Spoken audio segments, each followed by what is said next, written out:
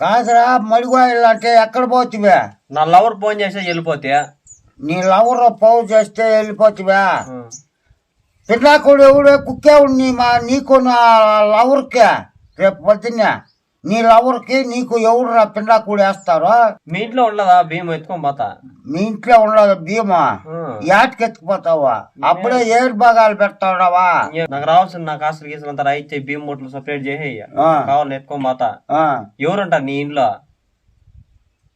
ఒరే వచ్చి 3 దినాల కాలం అప్పుడే నువ్వు ఆ కూటుకు బాలినోడు నువ్వు ఇంకెంత మట్టుకు గెంజి పోస్తావురా నన్ను?